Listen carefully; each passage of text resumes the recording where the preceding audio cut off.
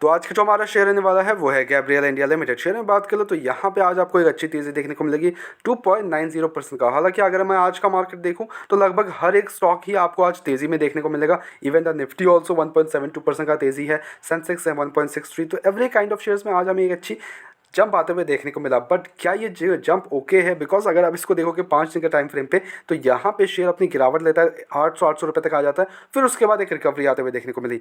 एक महीने की बात कर ले तो यहाँ पे 12% तक फिसल चुका है, 6 मंथ्स में 29% तक, एक साल के टाइम फ्रेम पे 52% का रिटर्न है। शेयर यहाँ पे 600 रुपीज़ से शेयर पहुँच जाता है, अप्रॉक्स 1300 रुपये तक पहुँच जाता है। लिटरली पैसा लाइक डबल, लिटरली पैसा डबल। यहाँ पे कितने महीने में, जून महीने में ये 600 रुपये का टच करता है, वहाँ से एक बड़ी जंप एंड जंप के बाद ब्रेकआउट एंड ब्रेकआउट के बाद कंटिन्यूसली अपवर्ड मूव 1300 रुपये पे पहुँच जाता है, यानी कि आपका पैसा डबल हो गया। ओके, उसके बाद वहाँ पे थोड़ा टाइम ट्रेड करने के बाद एक गिरावट आती है एंड गिरावट के बाद कंटिन्यूसली में एक अच्छा गिरावट आते हुए देखने को मिल रहा है। अब देखो ये गिरावट आप इसको पूरी तरह से रॉन्ग नहीं बोलोगे, बिकॉज कोई भी शेयर हमेशा ऊपर नहीं रह सकता, वो कभी ना कभी करेक्ट होने के लिए नीचे आता ही आता है। बिकॉज कोई भी शेयर, मैं हमेशा बोलता हूँ, कोई भी शेयर हमेशा ऊपर नहीं रहता है, वो कभी ना कभी एक करेक्शन करने के लिए नीचे आता है एंड नीचे आने के बाद वहाँ टाइम थोड़ा टाइम कॉन्सुलेट करता है एंड कॉन्सुलेशन करने के बाद हमें फिर से मूवमेंट आता है। ओके, तो वो एक चार्ट पैटर्न होता है। वही 5 ईयर्स के टाइम फ्रेम पे देखोगे तो शेयर 700% का रिटर्न है, तो it's not take a bad return at all. Company अच्छी रिटर्न प्रोवाइड कर रही है। वही मैक्स के टाइम फ्रेम पे शेयर ने अप्रॉक्स 10,000 लाइक प्रिसाइजली बोले तो 9,646% का रिटर्न है, which is a great return.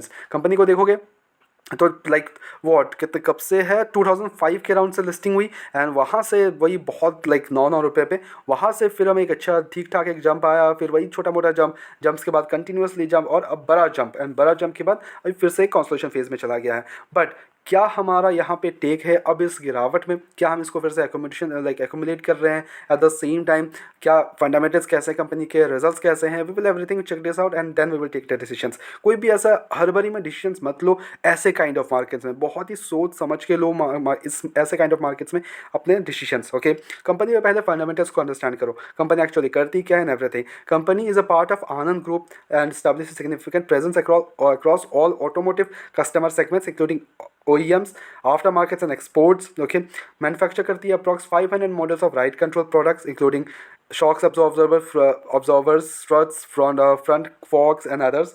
तो यहाँ पे कंपनी का जो प्रोडक्ट पर पोर्टफोलियो है वो काफ़ी शानदार है, इसमें कोई डाउट नहीं है हमें। मार्केट कैप इसका 12,000 करोड़ तक का है, तो ये नहीं कि कोई कंपनी लाइक बहुत ही ज़्यादा लाइक कोई बड़ी कंपनी है, नॉट एट ऑल। यहाँ पे मार्केट जो स्टॉक का पी है वो 51 के अराउंड है, विच इज़ क्लियरली देख पा रहे हो ओवर वैल्यूएशन देखने को मिलता है। इंडस्ट्री पीस 24 ओनली, तो यहाँ पे आपको डबल इनका पी देखने को मिलेगा। ओके, जितना ऑब्वियसली प्रीमियम वैल्यूएशन पे ऑब्वियसली ट्रेड करते हुए देखने को मिलेगा आपको, बट जो डेप्ट है कंपनी के ऊपर वो 29 करोड़ का है। डेप्ट इक्विटी 0.02, क्लियरली देख पा रहे हो शेयर में डेप्ट की कोई इशूज़ ही नहीं है, लिटरली कोई डेप्ट नहीं है, ऐसा वाला सीन है। 29 करोड़ का डेप्ट है। बैलेंस शीट जाके देखोगे तो अप्रॉक्स 1221 करोड़ के रिजर्व्स है, तो इसमें कोई डाउट नहीं कि डेप्ट के कारण फेलियर के चांसेस तो बिल्कुल भी नहीं है अभी। ऑपरेटिंग मार्जिन हालांकि सिंगल डिजिट पे है, which is 8.83, profit growth 17%, P ratio 1.57 पे है। वही अगर पेट्रोल्स की बात करें विच इज 7, क्वार्टर रिजल्ट्स की बात कर ले तो यहाँ पे आपको जो सेल्स है वो 924 करोड़ से 1072 करोड़ जाते हुए देखने को मिलेगा। ऑपरेटिंग मार्जिन 8% से 9% और नेट प्रॉफिट 54 करोड़ से 66 करोड़ के नेट प्रॉफिट जाते हुए देखने को मिलेंगे।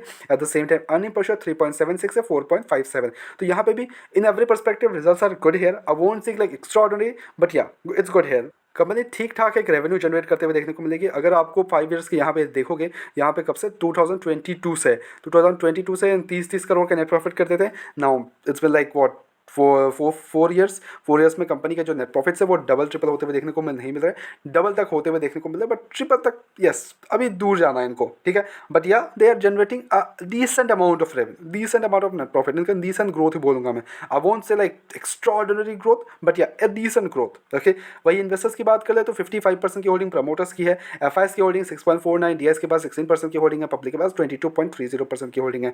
तो यहाँ पे भी देखोगे तो बिटवीन द एक्सपोजर जो है वो FIS, DS, public and promoters के बीच में इट्स गुड हियर, इसमें कोई डाउट नहीं हमें, because DIIs are continuously buying their stakes, FIIs continuously buying कर रहे हैं, तो इसमें कोई डाउट नहीं कि yes everyone is interested and convictions देखने को मिलते हैं एफआईएस और डीआईएस की तरफ से। Okay, but the main question comes in कि अब इस लेवल्स पे करना क्या चाहिए, फंडामेंटल्स कैसे हैं, रिजल्ट्स कैसे हैं। तो आई वुड से कि results are decent here, fundamentals are good here. Okay, I won't say extraordinary, because extraordinary होता अगर कंपनी के यहाँ पे जो पीज वगैरह है वो नॉर्मल होते, बिकॉज अभी पी काफ़ी ज़्यादा हमें ओवर वैल्यूड देखने को मिल रहा है, stock is over valued. Okay, तो मे बी यस अगर मार्केट सही नहीं रहता तो हमें और भी गिरावट आते हुए देखने को मिल सकती है। दैट्स वाई अभी फ्रेश एंट्री के लिए मैं बोलूँगा कि थोड़ा सोच समझ के फ्रेश एंट्री लो। अभी आप 10 to 20% डिप्लॉय कर सकते हो, ठीक है। अगर आप फ्रेश एंट्री सोच रहे हो and you don't want to miss anything, तो आप 10 to 20% डिप्लॉय कर सकते हो। अगर किसी भी रीजन से, मार्केट रीजन से, एवरीथिंग के कारण किसी में भी गिरावट आती है, देन अगेन आप 5 to 10% और 20% तक डिप्लॉय कर सकते हो। देन अगेन 10 to 20% अगर वहाँ से भी गिरावट आती है तो ये स्ट्रैटेजी आप अपना सकते हो। अगर आपने ऊपरी लेवल पे खरीद के रखा है तो यही स्ट्रैटेजी आप अपनाओ कि अगर आपके पास फंड्स अवेलेबल है तो व्हाट यू कैन डू, जितना फंड्स अवेलेबल है, जितना ऐड करना चाहते हो अगेन, तो उसका भी 10 to 20% ही डिप्लॉय करो इस लेवल्स पे। देन अगेन गिरावट आती है, देन अगेन 10 to 20%। इससे क्या होगा, आपका एवरेज प्राइस एक नीचे आ सकता है। ओके, ये कुछ स्ट्रैटेजी आप अपना सकते हो। इन वन गो देखो, डिप्लॉय करने की कोई जरूरत नहीं है in one go, because this is very very risky ऐसे काइंड ऑफ मार्केट में इन वन गो एक बिग अमाउंट डिप्लॉय करना, ठीक है। एज अ रिटेल इन्वेस्टर बोल रहा हूँ, एक बड़ा अमाउंट इन वन गो ऐसे काइंड ऑफ मार्केट में डिप्लॉय करना वेरी वेरी रिस्की। तो ये रिस्क मत उठाओ इतना, लाइक ऐसे काइंड ऑफ मार्केट्स में, ठीक है। सिंपल से आराम आराम से जाओ, कोई इशूज़ नहीं है। Okay, but long term perspective से यस कंपनी इज गुड है, कोई इशूज़ नहीं है। एट द सेम टाइम हमारी तरफ से कोई भी बाय एंड सेल कमीशन बिल्कुल भी नहीं है, ओनली सजेशन है। तो please take it as a suggestion, अपने एजुकेशन पर्पस के तौर पर वीडियो को देखो, go ahead do your research as well and then make the investments. Blindly किसी भी विश्वास करें इन्वेस्टमेंट्स ना करें।